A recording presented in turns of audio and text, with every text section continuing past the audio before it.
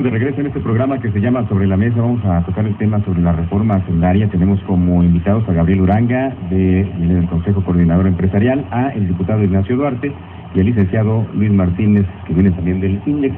Y hace un momento, fuera del aire, Humberto hacía la pregunta y me parece muy acertada. ¿Realmente hay esperanza?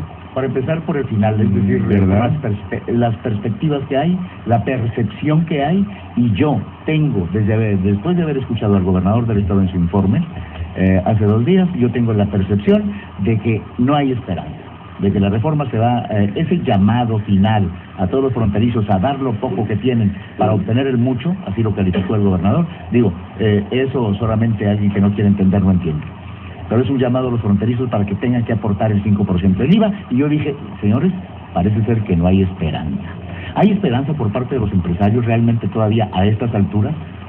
En estos momentos está la reunión con el secretario de Hacienda. A las 5 de la tarde es la reunión. Hoy viajaron a la Ciudad de México el Consejo Coordinador Empresarial. Nosotros estimamos que debemos de mantener la esperanza de que sí sea no aprobada el IVA al 16%. Sí. Hay que luchar por ello porque tiene impactos fuertes sobre todo en nuestra zona fronteriza, porque quita competitividad a los comerciantes fronterizos. Gabriel, ¿cuáles son los argumentos que ustedes llevan, pero convincentes y de peso? O sea, ya hemos escuchado muchísimos argumentos, pero ¿cuáles son los que no hemos oído? De argumentos que verdaderamente afecten la vida comercial de la frontera, que afecten la vida económica, que afecten el desarrollo, que impidan el crecimiento, el empleo, etcétera. ¿Cuáles son esos argumentos que decía el diputado Nacho Duarte, que fueron de peso, fueron contundentes en la presentación con estas reuniones que han tenido y que van a tener próximamente con el secretario? Bueno, básicamente se trató de demostrar que la exposición de motivos contenida en la iniciativa de ley tenía puntos débiles o controvertibles. Uno de ellos es que el primer argumento que hace la Secretaría de Hacienda en su propuesta es la inequidad fiscal. O sea, dice, el resto del país paga el 16%, la frontera paga el 11%, hay inequidad. Sin embargo, el concepto de inequidad no es de injusticia o que haya desigualdad, sino ya la Suprema Corte de Justicia de la Nación ya lo estudió ese concepto y declaró constitucional la tasa preferencial en las zonas fronterizas. La razón de haberla declarado constitucional es porque el comercio en las zonas fronterizas se enfrenta a condiciones distintas a las que se enfrenta el comercio en el resto del país. Nadie tiene como vecino competidor inmediato al país más fuerte del mundo. Los fronterizos compiten día a día con el comercio y la economía más fuerte del mundo. De tal manera que esto hace que las condiciones en que opera el comerciante en las zonas fronterizas sea diferente a las del resto del país, y eso justifica, a criterio de los magistrados de la ministros de la Suprema Corte de Justicia, otorgarle el calificativo de constitucional la diferenciación de las tasas. Por otro lado, se señaló que hay el artículo 25 y 26 constitucionales recientemente reformados y establecen la rectoría del Estado en la conducción económica, pero meten un elemento que no había existido con anterioridad, que se refiere a la competitividad. Hay que ser competitivos, hay que tratar de meter a nuestro país en un mundo competitivo. Y entonces ese es el argumento más sólido por el lado jurídico. Por el lado económico, en materia de impuestos hay 3 fuentes para gravar. Yendo a un detalle, Gabriel, ¿cuándo se declaró la constitucionalidad? En el 95, se ratificó en 97, y prevalece esa cuestión. El edicto, o como se le llame, a esta declaración de la Suprema Corte de Justicia. Sí, es una jurisprudencia. Entonces, si hay jurisprudencia al respecto. Entonces, no es inconstitucional alguien que pretende hacer inconstitucional algo que es constitucional, es decir, no es una inconstitucionalidad del secretario de Hacienda. Están pretendiendo pasar por encima de esa decisión de la Suprema Corte de Justicia de la Nación? Bueno, la iniciativa argumenta que no hace referencia a esa jurisprudencia, pero sí hace referencia a los fines extrafiscales.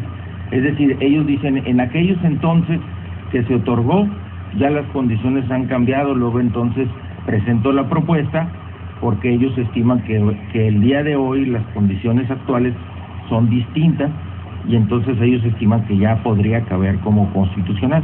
La inconstitucionalidad o constitucional de algo no lo define más que la Corte. La Corte, ¿no? Lo demás es pura doctrina y pura discusión o controversia. Nada más la Corte, ni el secretario de Hacienda. Aquí nosotros estimamos que las condiciones siguen siendo iguales. ¿Por qué? Porque el aislamiento con el resto del país es un aislamiento físico, geográfico. Los centros productores como Monterrey, como Estado de México, como Jalisco, están alejados de la frontera y esa condición de ubicamiento geográfico pues sigue existiendo. También sigue existiendo el país más importante económicamente del mundo, que presenta ofertas, precios especiales, etcétera, que hacen que el consumidor fronterizo pues se desplace a donde está mejor. Nadie está peleado con su economía y entonces si el producto es más barato del otro lado, pues se van a ir al otro lado. Entonces siguen a juicio del Consejo Coordinador Empresarial las mismas condiciones de operar el comercio fronterizo que existían cuando entró el IVA. El IVA entró en 1980 y ya entró con una tasa diferencial, ya entró con una tasa para preferencial en zona fronteriza. Entonces, permanentemente esas condiciones prevalecen. Que era el 6, si mal no recuerdo, ¿no? Así es. El primer IVA, el primer IVA, sí. Así es. Bueno, pero también el licenciado Martínez seguramente pues tiene un comentario al respecto porque pues Index también ha platicado, también ha esgrimido ciertos argumentos. Quisiera que también los platicaras. Con todo gusto y gracias por la invitación para compartir estas reflexiones. Desde luego, la industria maquiladora de exportación representada a través del INDEX ha abordado los temas que tienen que ver con la afectación que pudiera tener en esta importante fuente de empleo y fuente de inversión extranjera directa que viene a nuestro país y que tanto necesitamos. Nosotros nos hemos enfocado en dos temas principales: el IVA a las importaciones temporales que se pretende gravar, el IVA a las operaciones entre residentes extranjeros, que estando ambos en el extranjero se les pretende gravar la enajenación o la transmisión de bienes en el país y el efecto que tiene en el impuesto sobre la renta. Refiriéndonos brevemente respecto al IVA en las importaciones temporales, tomemos en cuenta en primer lugar que el impuesto al valor agregado es un impuesto al consumo, es decir, lo paga finalmente el que va a consumir el producto y lo demás se va transmitiendo en una cadenita cada vez que hay una enajenación. Por lo tanto, una importación temporal que por sí misma tiene el carácter de temporal, de transitoria y se va a regresar al extranjero, estamos partiendo del principio que no hay un consumo. Entonces, en principio no debería existir un impuesto al consumo de algo que no se va a consumir en el país. Si esto lo llevamos al nivel de competitividad y vemos que otros países no solamente no graban las importaciones temporales, sino en ocasiones ni siquiera graban la importación, como sucede con el caso de Estados Unidos. Esto se traduce en un costo adicional que no tendrían las empresas en otros países. Esto, aunado al efecto del impuesto de la renta, que ahorita lo vamos a ver, nos va sacando de competitividad. Nada más el puro impuesto sobre la renta significaría un pago de 25,000 millones de dólares anuales que le estarían pidiendo a la industria maquiladora para que pagara impuesto al valor agregado. Pero además, con la condición de que se le va a devolver, es decir, no sería recaudatorio. Entonces, vamos a imponer un gravamen adicional solamente para mejorar los controles que se tienen a la importación temporal. Estamos de acuerdo, los controles se tienen que mejorar, las condiciones para otorgar los programas con las que se operan las importaciones temporales se tienen que mejorar, todo esto le corresponde al SAT. El INDEX, por lo tanto, ha establecido su posicionamiento de rechazo total a este gravamen y, en cambio, ha propuesto un procedimiento, un programa de control que efectivamente le ayude al SAT a mejorar esta fiscalización y que no haya abusos de los programas INEX. Luis Martínez, ¿cuáles son las posibilidades de oposición? Es decir, ahí anda Carlos Angulo promoviendo un paro, por ejemplo, de maquiladoras. Esto vemos que no, ni es viable y es completamente irreal. ¿O ustedes ven alguna posibilidad de que algunas plantas maquiladoras paren? Yo no lo veo muy remoto. Es muy de que se vayan, sí es posible, ¿no? No, es muy respetable todas las posturas que hagan diferentes actores en este escenario, ¿verdad? Como lo ha hecho el INDEX.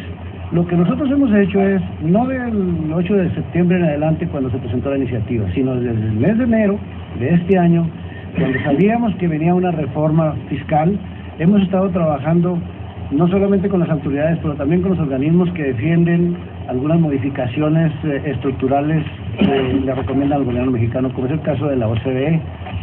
Desde entonces hemos estado haciendo análisis de lo que sucedería si se llevara a cabo este gravamen.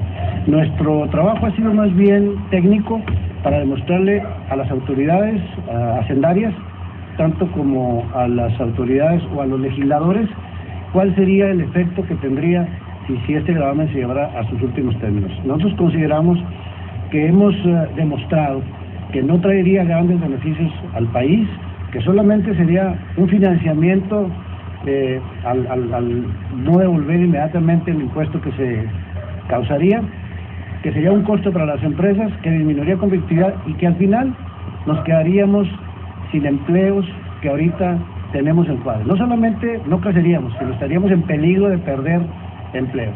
Ya tuvimos una experiencia amarga en el 2000, 2002, cuando perdimos 70,000 empleos. Ya vimos cómo se tuvieron que volver a sus lugares de origen nuestros amigos cuarochos, nuestros compañeros de la laguna, porque pues esto no se han recuperado de estos empleos. No nos hemos recuperado totalmente.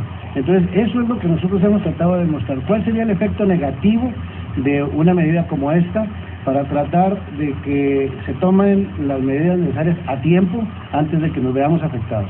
Afecta en todas partes donde está la industria maquiladora, pero en la frontera, donde el 70% de los empleos formales están en la industria maquiladora, indudablemente que repercute mucho más en el quehacer económico.